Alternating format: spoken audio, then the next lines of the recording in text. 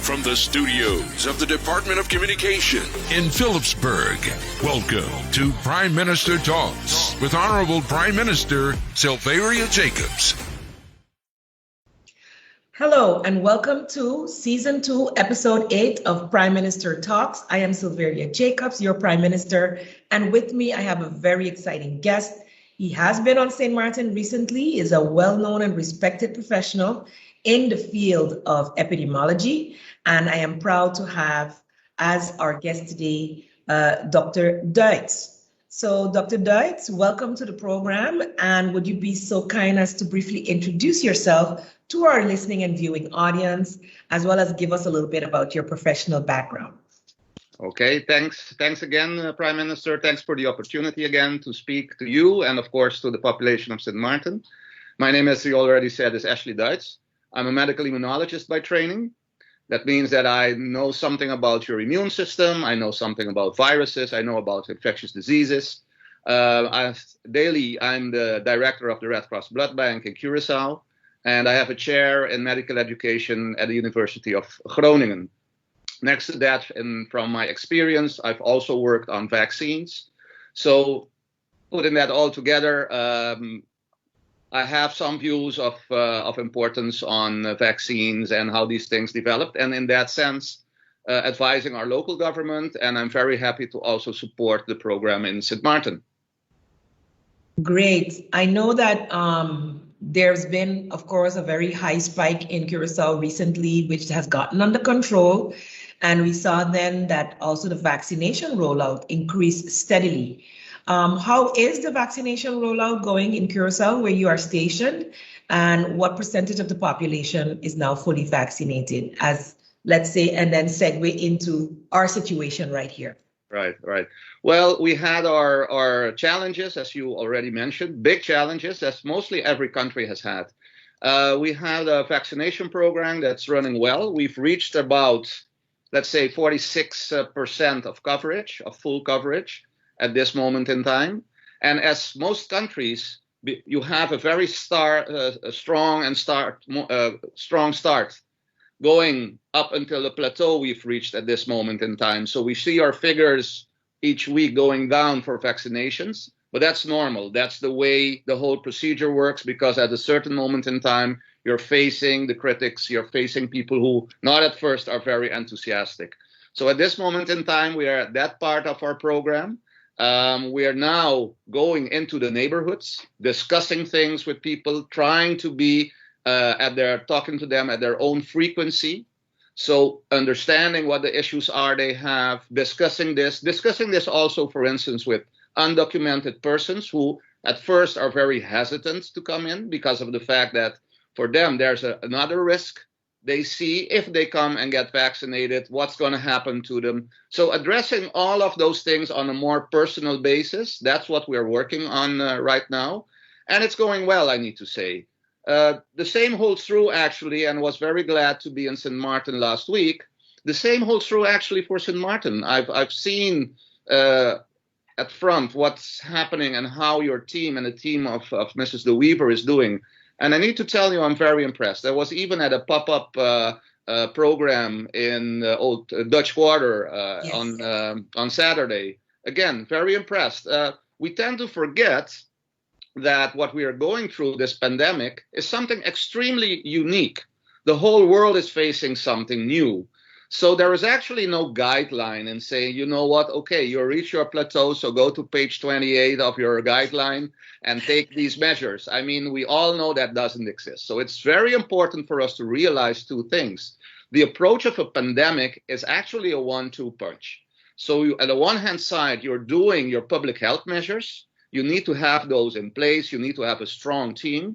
And next to that, I would call it a knockout punch, but depending on how strong you are, you have your vaccine program. So those two you need to combine in order to face the problems you have with the pandemic.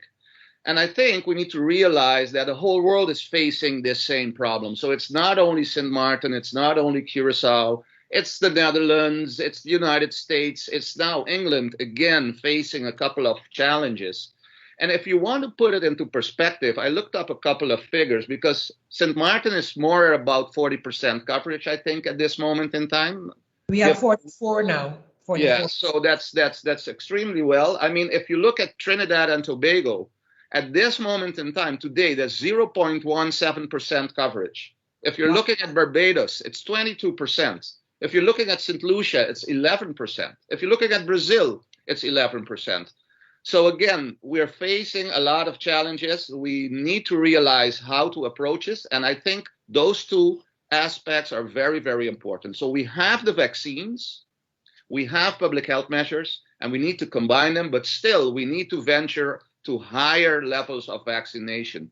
Because also, as recently published in a couple of scientific papers, we know that elimination is much better than mitigation for reaching an open economy, for financing, and for healthcare. So trying to become as highly as possible percentage of vaccination is still extremely important. So again, putting that all into perspective, everybody is doing their best. I'm very impressed. Also in Curacao and certainly also in St. Martin. And we need to keep on pushing for getting that vaccination in. But next to that, we have to be realistic. And again, we need to go and talk to people and understand what they're saying. And again, such a program as you're making right now, I think is extremely important. But it's also important for people to realize that this is not because of the fact that we want to do something deleterious to the health of the persons on something else. We are investing a lot in helping. And if there are any questions, please talk to your GPs or call up the department and ask your questions, because that's why we're here. Definitely, Dr. Deitz. I think you've definitely said a mouthful where that is concerned. And I appreciate that coming from you as a professional in the field. We are indeed very happy with our jump in vaccinated numbers. Initially, when we were at like 23%, it was being told by us, even within the kingdom, your numbers are too low, et cetera, et cetera. And we have actually been limited based on kingdom agreements also in how to execute the vaccination rollout. We had been asking for a long time to be able to go out into the communities because we knew that that was a deterrent for many of our people. And we're seeing that since we started the pop-up programs, that every weekend there's more and more people that come out to these pop-ups in their communities. We arrange for busing. And so we're doing that, as you said, alongside ensuring that the public health protocols are being strictly adhered to in the public places. But the reality of this new strain, Dr. Deitz, we've had a couple of little, incidences where it went up. When it went up strongly in Curacao, we were very much holding our hearts because we definitely couldn't afford that. But even when our numbers went up a little bit, our hospitalizations and deaths remained very low. Lately, however, we're seeing more and more people in hospital, and that is a big concern for us. So even though the numbers went up, they're on their way down.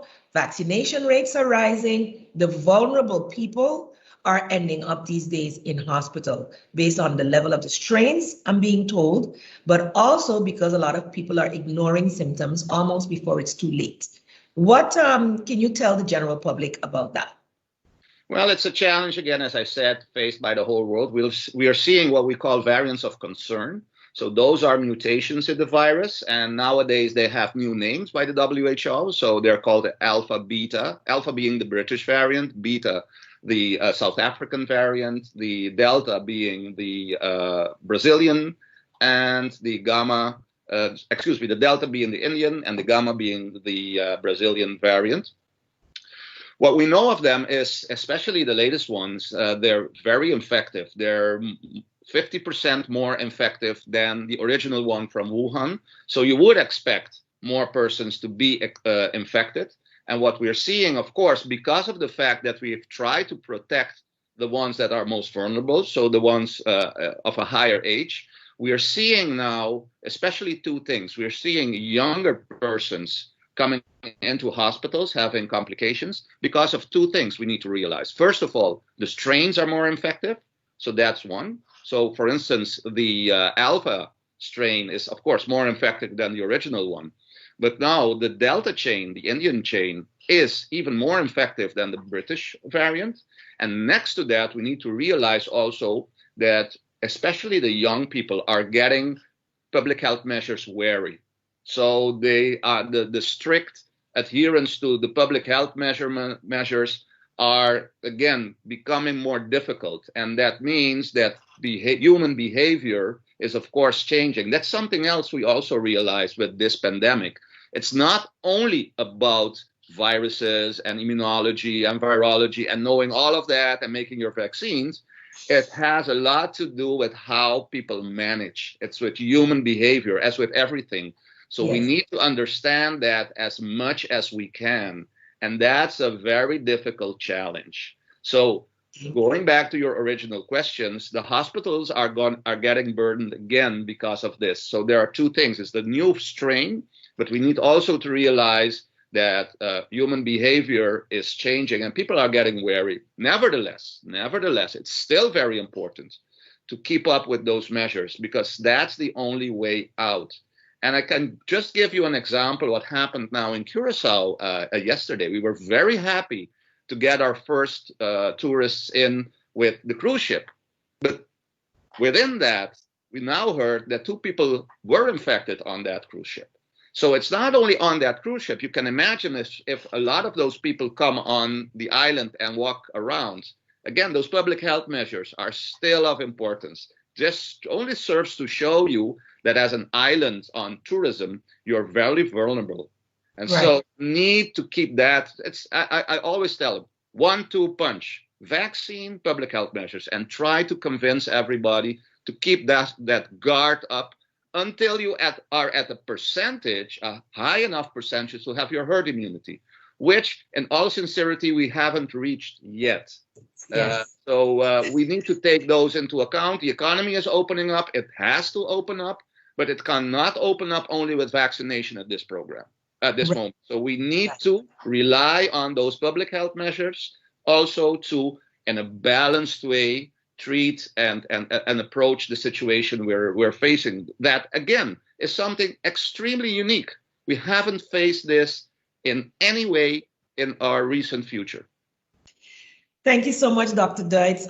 We're coming up soon on our halfway break, and I really wanted to ensure that you got all that out. It's very, very important because a lot of us are experiencing the fatigue with the protocols, but I have been to the Netherlands recently and I'm seeing, like, for instance, in the open air, there's absolutely no mask wearing. When you get inside of public offices, they remove their masks, and I'm in shock because in St. Maarten, once you're indoors, once you're in close quarters, you have to wear your mask. We do have, if the whole room is vaccinated, then we remove our mask. But other than that, we maintain strict mask usage and hand sanitization, etc. So we'll be right back after this short break, and then we'll go into some of the secondary impacts that people are experiencing as a result of COVID. Stay tuned. Prime Minister Talks with Honorable Prime Minister Sylvia Jacobs. Safely riding the school bus amidst COVID-19. Make your school bus ride to and from school a safe and enjoyable one. While waiting at the bus stop, please maintain a social distance of at least 2 meters. Always wear your mask at the bus stop and while traveling on the school bus. Board and disembark the school bus one at a time. Give each other space and time to enter. Sit at the designated seats assigned by the bus driver. Family members from the same household should sit together in the bus. Remember, your safety is important to us. A safe bus saves lives. This message was brought to you by the Ministry of ECYS in collaboration with the Ministry of TIAT. Community Development, Family and Humanitarian Affairs under the Ministry of Public Health, Social Development and Labor proudly presents a Father's Day panel discussion on fatherhood in the 21st century. What does it take to be a father in this modern world? Tune in on Father's Day, Sunday, June 20th at 8 p.m. to St. Maarten Gov Radio 1079 or view on the government Facebook page and the CDFHA Facebook page at 8 p.m. Fatherhood in the 21st Century panel discussion. Don't miss it.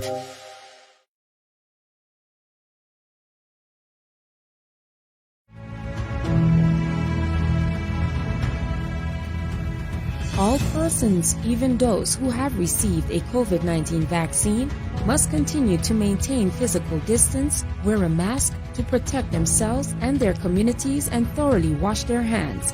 Patience is key and commitment is essential.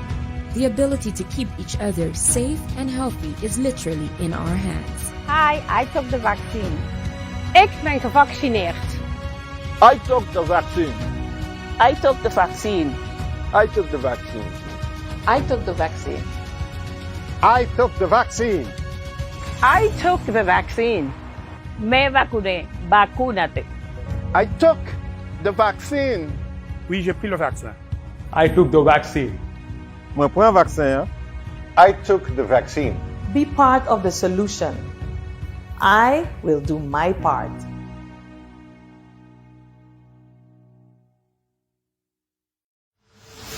Prime Minister Talks with Honorable Prime Minister Sylvia Jacobs. Welcome back to Prime Minister Talks. We're having, of course, our season 2, episode 8 with Dr. Ashley Duitz, stationed in Curacao. He already gave his great introduction, so you should know who he is. And if you missed it, you can always go back to the beginning. But I would like to say that we've been having a very interesting conversation, even off camera. Dr. Duitz, we have been experiencing, as I said before, a higher rate now of hospitalization and again, death as a result of COVID, people having to go on ventilators, etc. But in our discussion, you also mentioned that there are people with secondary impacts even after they've recovered from COVID, or even if they were asymptomatic as a result of COVID. Can you please highlight some of these serious health concerns? Of course. There's are things we are learning right now. As you can remember, this virus, we only know it for a year and a half. So now from science and data, we're learning a lot. We're now learning that in 10 to 15% of persons that have been infected, so not only persons with sequelae leading into a hospital or having complications, but also asymptomatic, about 10%, even after 6 months, have still some complications of the infection, either be it pulmonary problems, so they can't breathe right, they still have aches, they still have headaches, they still have a loss of smell, they still have a foggy mind, they have neurological or psychological problems, they can have kidney problems, they can have heart problems. So again, if you're looking at the risks to take and you're evaluating taking the vaccine, do not only focus on the, I would call them the short-term COVID complications you're seeing. There are other complications that you also need to put into perspective, because those are also COVID related, and even after 6 months. So in order for you to have your own risk assessment, please take those into account, because that's also going to be a burden, not only for you as an individual person, but it's also going to be a burden for the community, because you need to treat those patients. And we see already in the United States, very special centers are being used now for long-term COVID. So that's something to take into account, definitely. Well, that's definitely something I really hadn't studied, but I do know of a couple of persons who were infected here on St. Martin who developed serious kidney problems, now have to do regular dialysis, and even persons who recovered from COVID, so there was no more trace of COVID in their bodies when they actually passed away. And that is because the COVID deteriorated, whether it was their hearts or their breathing systems or their kidney systems or all of the above, as you may have mentioned. So I really would like to encourage the people of St. Martin not only to look at, as you mentioned, the short-term effects of COVID, but the longer-term effects on the general health of our population. And especially even, as you mentioned, persons that even may have been asymptomatic. That is, for me, an eye-opener.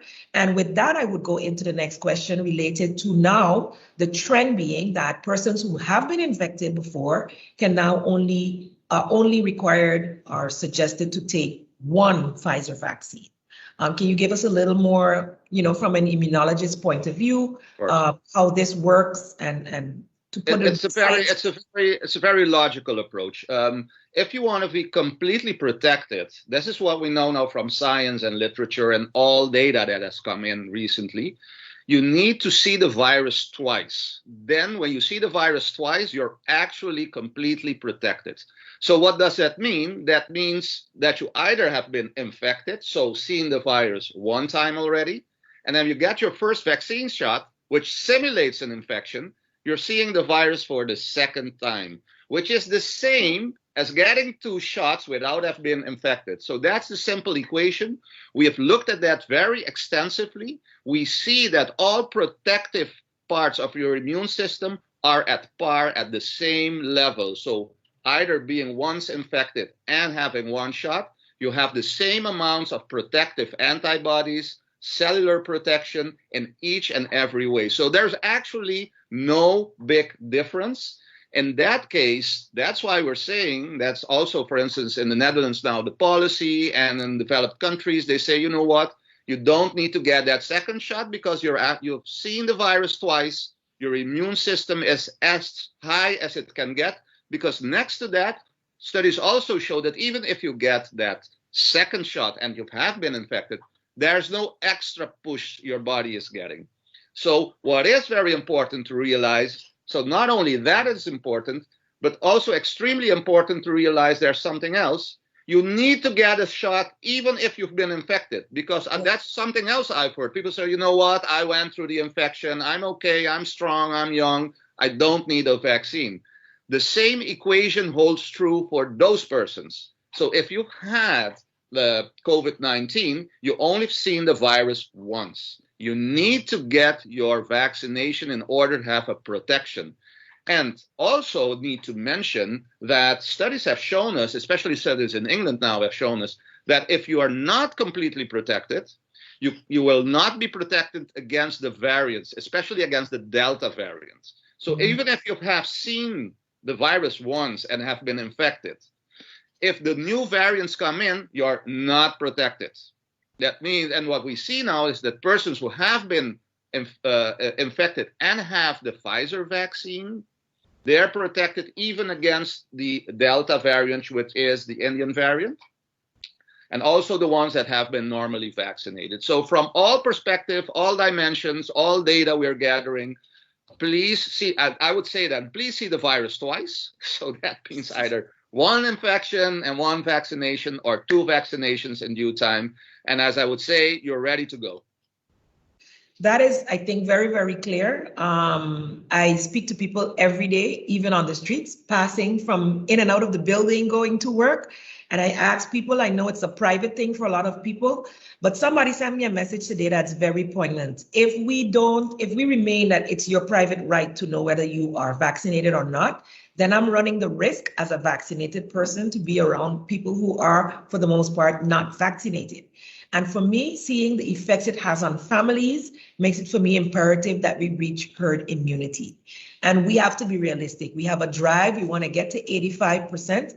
We don't expect we will get there prior to the end of July when our mass campaign ends. But of course, vaccinations will remain available. Can you tell us a little bit from your perspective again about the various types of vaccinations that are out there and to clear the people's minds in terms of their efficacy? Well, we have at this moment in time, depending on where you live, we have a couple of vaccines approved. The United States has 3 of them approved. The Netherlands has 4 of them approved. There are other vaccines coming now from China and from Russia, for instance. And even Cuba is developing their own vaccine.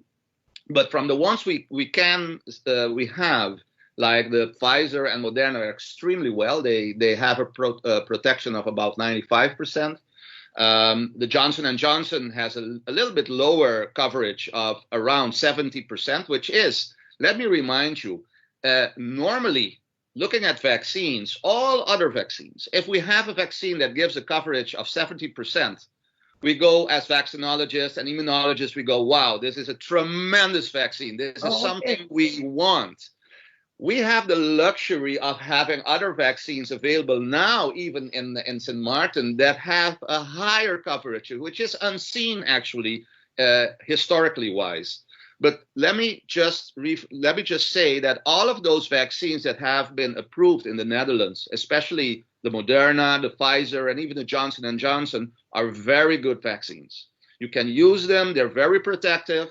And the challenge, of course, is getting those vaccines in your country as early as possible and getting yourself vaccinated as early as possible. But from a scientific and an effectivity point of view, they're all good vaccines. As we've known, a couple the Johnson & Johnson and AstraZeneca have some complications described, but in a very low frequency. So thrombosis, for instance, or other aspects, 1 in every 300 or 400,000 people. That means if you're going to vaccinate the whole St. Maarten, you would vaccinate St. Maarten 4 or 5 times over without seeing any of these complications. So in a general sense, make use of anything you can get that has been approved, and that's the chances are much higher for all other COVID-19 complications than having a complication of one of those vaccines. And for the ones of Pfizer and Moderna, we know, for instance, that there is a complication if you are allergic to a certain component, which we call PEG, polyethylene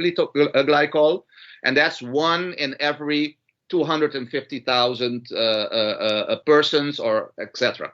So that's why when you get your vaccine, we have an observation of 15 minutes. You will see that in St. Maarten. Also, there are doctors present just to see if you can get that complication. There are drugs that you can get immediately, and then the problem will be resolved. But again, the risk of getting that is extremely, extremely low, which doesn't weigh in any way to the complications of getting infected with SARS-CoV-2.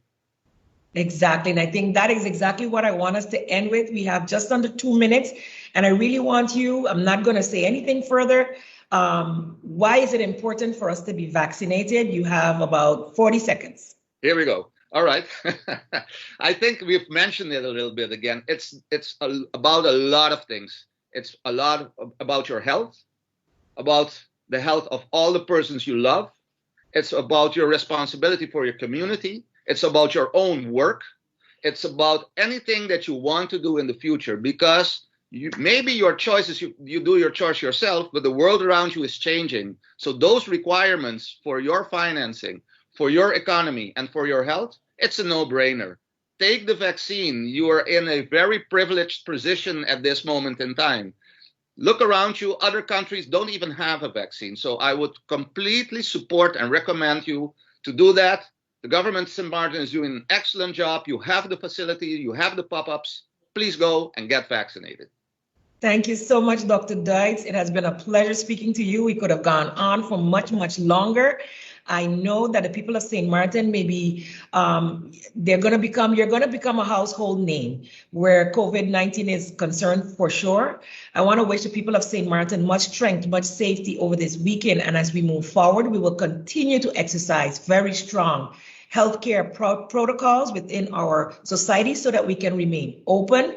But it all depends on human behavior. How we behave, how we act will preserve our health and the ones that we love and keep our economy open. We want to be able to get back to normal, and by getting the vaccination, we will get there faster. So until then, stay safe, get vaccinated, and we are going to celebrate Flag Day as well. So make sure you celebrate St. Maarten Flag Day safely. Have a wonderful day. Bye-bye. Bye-bye. Thank you. And that's a wrap. Whew.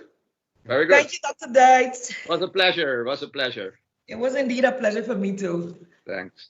I get some reassurance.